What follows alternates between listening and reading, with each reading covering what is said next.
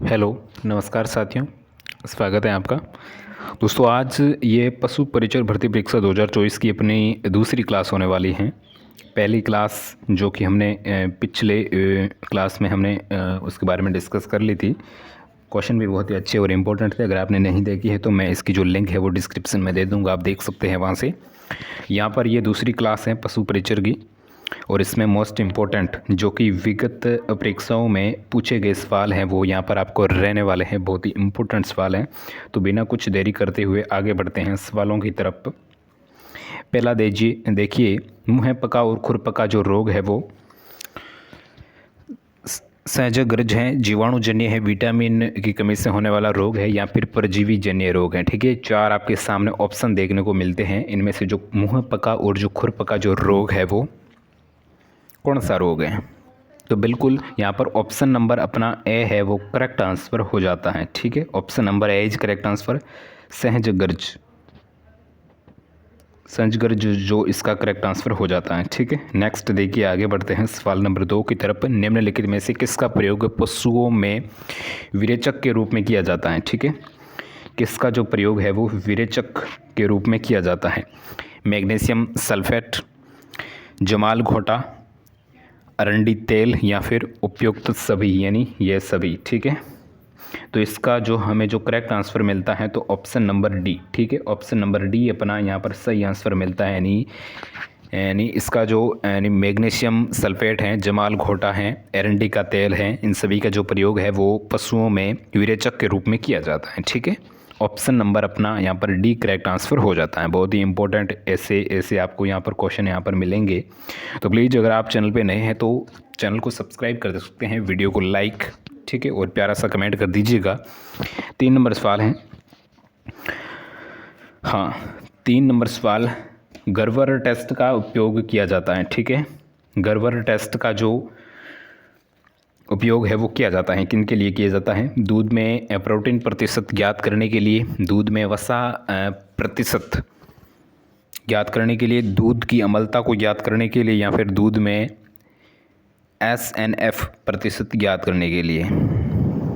बिल्कुल correct answer अपना हो जाता है ऑप्शन नंबर बी। ठीक है, ऑप्शन नंबर बी अपना यहाँ पर राइट आंसर हो जाता है। यानी दूध में वसा के प्रतिशत को ज्ञात करने के लिए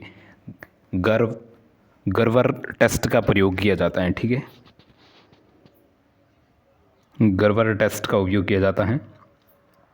नेक्स्ट देखिए 4 नंबर, भारत में पाई जाने वाली ऊंट की जो कुबड़ युक्त अरेबियन प्रजाति को सामान्य तक कहा जाता है। ठीक है, सामान्यतः क्या कहा जाता है? भारत में पाई जाने वाली एक ऊंट की जो प्रजाति है जिसका नाम है अरेबियन प्रजाति, उसको सामान्यतः क्या कहा जाता है? 4 ऑप्शन आपके सामने हैं, विकुना, बैक्टीरियन, अल्पका, या फिर ड्रोमेड्री। ठीक है, तो यहाँ पर करेक्ट आंसर अपना ऑप्शन नंबर डी हो जाता है, ड्रोमेड्री। ठीक है, ड्रोमेड्री ये ऊँट की प्रजाति जिसको सामान्यतः कहा जाता है अरेबियन। ठीक है, नेक्स्ट देखिए 5 नंबर सवाल, बहुत ही इंपॉर्टेंट सवाल है ये। ठीक है, इंपॉर्टेंट सवाल है। देखिए, मेमने में पूंछ हटाने को कहा जाता है। मेमने में जो पूंछ हटाने की जो प्रक्रिया है, पूंछ को काटने की जो प्रक्रिया है, उसको क्या कहा जाता है? नॉकिंग, डॉकिंग, डिटेलिंग, या फिर डिटैचिंग। नॉकिंग, डॉकिंग, डिटेलिंग, या फिर डिटैचिंग। ठीक है, तो इसमें जो करेक्ट आंसर हमें मिलता है तो वो मिलता है docking. Docking option number B अपना यहाँ पर राइट आंसर हो जाता है। ठीक है, ऑप्शन नंबर 5वें का बी हो जाता है। ठीक है, यानी डॉकिंग। नेक्स्ट देखिए, आगे बढ़ते हैं। अगला क्वेश्चन, सवाल बहुत ही इंपॉर्टेंट रहने वाले हैं। 6 नंबर सवाल है, निम्नलिखित में से दवाओं में से कौन सी जानवरों में इस्तेमाल होने वाली कृमिनाशक दवा है? ठीक है, कौन सी जो दवा है जानवरों में इस्तेमाल होने वाली कृमिनाशक दवा है? 4 दवाओं के नाम हैं,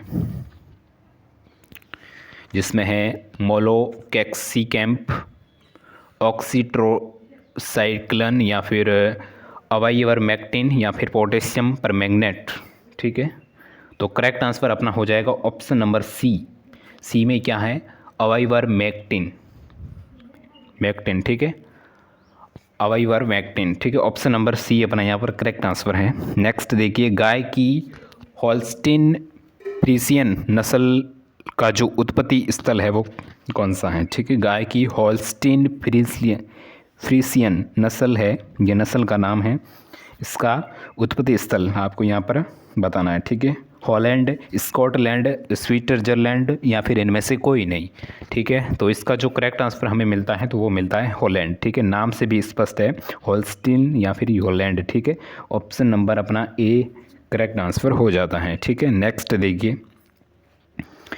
खीस के बारे में निम्न में से कौन सा तथ्य है जो सही है। खीस हमने पिछली क्लास में पढ़ा था। खीस जो कि जब पशु मतलब उसका जो होता है प्रजनन होता है, तो जो फर्स्ट टाइम जो दूध होता है ना उसको खीस कहा जाता है, जिसमें हमने पीछे पढ़ा था प्रोटीन की मात्रा है वो सर्वाधिक होती है, ठीक है। तो खीस के बारे में कौन सा जो तथ्य है वो सही है, सही नहीं है, ठीक है। इसका भी आपको ध्यान रखना है, कौन सा जो तथ्य है वो सही नहीं पूछा है, ठीक है, यानी कौन सा है जो तथ्य है वो गलत है, ठीक है। 8वां सवाल है, देखिए, खीस में विटामिन ए भरपूर मात्रा में होता है।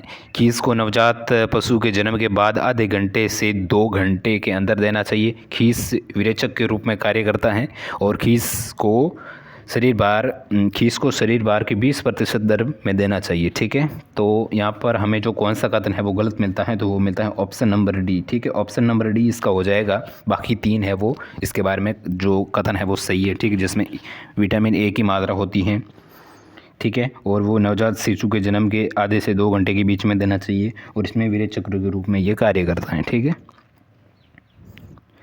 नेक्स्ट देखिए, 9 नंबर क्वेश्चन है, क्रेपा हिरकस वैज्ञानिक का नाम है, ठीक है। ये जो किसका वैज्ञानिक नाम है, ठीक है। ऑप्शन नंबर इसका ए हो जाता है। बकरी के वैज्ञानिक का नाम क्या है, क्रेपा हिरकस। निम्न में से बकरी की विदेशी नस्ल कौन सी है, ठीक है। बकरी की विदेशी नस्ल कौन सी है, 4 ऑप्शन आपके सामने हैं। निम्न में से बकरी की विदेशी नस्ल आपको बतानी है, तो टोगनबर्ग, बाराबरी, जमुनापारी या फिर बेटल, ठीक है। तो इसका जो विदेशी नस्ल है वो बकरी की नस्ल है वो टोगनबर्ग, ठीक है। ऑप्शन नंबर ए अपना यहाँ पर राइट आंसर हो जाता है, टोगनबर्ग, ठीक है। ये बकरी की विदेशी नस्ल है। नेक्स्ट देखिए, 11 नंबर सवाल है, किस कुकट रोग को न्यूकैसल डिजीज के नाम से जाना जाता है, ठीक है। किस कुकट रोग को न्यूकैसल डिजीज के नाम से जाना जाता है। 4 कुकुट रोग आपके सामने हैं, रानीखेत, आईबीडी या फिर कॉक्सीडायोसिस या फिर फाउल पॉक्स, ठीक है। तो यहाँ पर रानीखेत ऑप्शन नंबर ए है ना, रानीखेत, इसको न्यूकैसल डिजीज़ के नाम से भी जाना जाता है, ठीक है। ऑप्शन नंबर ए अपना यहाँ पर राइट आंसर हो जाता है। नेक्स्ट देखिए, 12 नंबर सवाल है, एक वयस्क पूर्ण मुंह वाले ऊंट में दांतों की कुल संख्या कितनी होती है।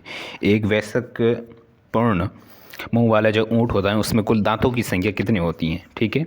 तो बिल्कुल 34, ठीक है, 34 ऑप्शन नंबर ए अपना यहाँ पर करेक्ट आंसर हो जाता है, 34, ठीक है। नेक्स्ट देखिए,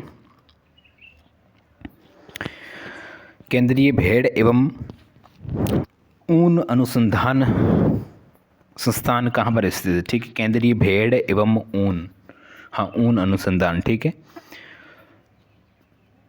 हाँ, कुशीनगर उत्तर प्रदेश, भोपाल में, अभिका नगर राजस्थान या फिर नई दिल्ली, ठीक है। अभिका नगर राजस्थान हो जाएगा सही, ठीक है, हाँ, अभिका नगर राजस्थान, मालपुरा, टोंक, ठीक है। ऑप्शन नंबर सी अपना यहाँ पर करेक्ट आंसर हो जाता है। नेक्स्ट देखिए, हंसिया के आकार के सींग निम्नलिखित में से किस भैंस की नस्ल की विशेषताएं, ठीक है। ये भी हमने पिछली क्लास में क्वेश्चन आया था, हाँ, मतलब किस भैंस की नस्ल के हाशियानुमा आकार के जो हाशियानुमा सींग होते हैं, ठीक है। ये इस टाइप का कुछ सवाल था और यहाँ पर थोड़ा अलग है, ठीक है। ये मतलब सेम ही है, तो बिल्कुल सूरती ऑप्शन अपना करेक्ट आंसर हो जाता है, ठीक है। अगर आप रेगुलर पिछली क्लास देखकर ये क्लास देख रहे हो तो आपको अच्छे से समझ में आ रहा होगा, ठीक है। लिंक भी डिस्क्रिप्शन में प्रोवाइड करा दूंगा, आप उसको भी देख सकते हो। नेक्स्ट देखिए, 15 नंबर सवाल है, यदि दूध का CLR 28 हो तो दूध का विशिष्ट गुणत्व होगा।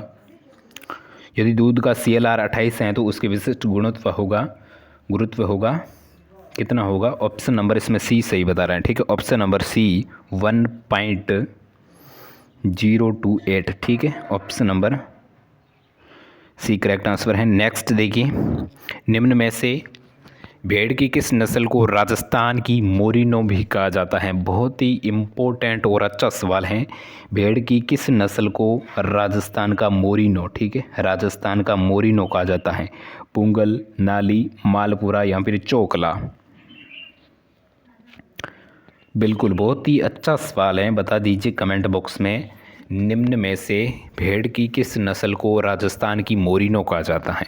तो बिल्कुल अपना यहाँ पर करेक्ट आंसर हो जाता है चोकला, ठीक है। चोकला जो भेड़ की जो नस्ल है वो बहुत ही सर्वोत्तम नस्ल है, ठीक है, जिसको राजस्थान की मोरिनो कहा जाता है। बहुत ही इंपॉर्टेंट सवाल था इसलिए। नेक्स्ट देखिए, ये भी बहुत इंपॉर्टेंट है कि नवीनतम पशुधन गुणवत्ता, नवीनतम, हाँ 17 नंबर सवाल है। नवीनतम पशुधन गणना के अनुसार भारत की सभी राज्यों की बकरी की आबादी में राजस्थान का कितना स्थान है? राजस्थान का जो प्रथम स्थान है दोस्तों, option number B correct answer हो जाता है, ठीक है, फर्स्ट स्थान है। नेक्स्ट देखिए, तांबे के रंग का शरीर भैंस की किस नस्ल की विशेषता है? ठीक है, तांबे का जो रंग होता है उसी प्रकार भैंस का जो शरीर, ये किस भैंस की नस्ल की विशेषता है? ठीक है, मुर्रा, कुड़ी, नीली रावी या फिर बदावरी? इसका दोस्तों जो करेक्ट आंसर है तो वो है ऑप्शन नंबर डी बदावरी, ठीक है। ऑप्शन नंबर डी अपना यहाँ पर सही आंसर हो जाता है, बदावरी। नेक्स्ट देखिए 19 नंबर, विश्व की सबसे लोकप्रिय ऊनी भेड़ की नस्ल कौन सी है? ठीक है, विश्व की सबसे लोकप्रिय ऊनी भेड़ की नस्ल कौन सी है? तो वो है दोस्तों, कौन सी है? बिल्कुल हम विश्व की बात कर रहे हैं। ऑप्शन नंबर डी अपना यहाँ पर करेक्ट आंसर हो जाता है, रैम्बोलियट, ठीक है, रैम्बोलियट विश्व की सबसे लोकप्रिय ऊनी भेड़ की जो नस्ल है वो है रैम्बोलियट, डी करेक्ट आंसर हो जाता है। नेक्स्ट देखिए, आज का अपना अंतिम सवाल है 20 नंबर, बहुत ही इंपॉर्टेंट ये भी है। हिफर किसको कहा जाता है दोस्तों? चार ऑप्शन आपके सामने देखने को मिलते हैं। हिफर कहा जाता है नर युवा बैल को, वयस्क मवेशी को, पहले प्रसव से पहले युवा मादा मवेशी को, या फिर पहले स्तनपात के बाद गाय को। हिफर बहुत ही इम्पोर्टेंट और अच्छा सवाल है, हिफर किसको कहा जाता है? तो बिल्कुल अपना यहाँ पर जो करेक्ट आंसर देखने को मिलता है तो वो मिलता है option number C correct answer है, यानी पहले प्रसव से पहले युवा मादा मवेशी को हिफर कहा जाता है, ठीक है, हिफर, ठीक है। तो ये थी आज की अपनी क्लास, बहुत ही अच्छी और इम्पोर्टेंट। अगर आपको अच्छी लगी है तो आप इसे लाइक कर सकते हो और सब्सक्राइब भी कर दीजिएगा, और एक प्यारा सा कमेंट कर दीजिएगा कि ये आपको क्लास कैसी लगी है, ठीक है। और चैनल को सब्सक्राइब तो आपने कर दिया ही होगा, ठीक है। तो हम मिलते हैं इसी प्रकार की नेक्स्ट क्लास में, ठीक है, मिलते हैं नेक्स्ट क्लास में। तब तक के लिए धन्यवाद, thank you so much for watching this class.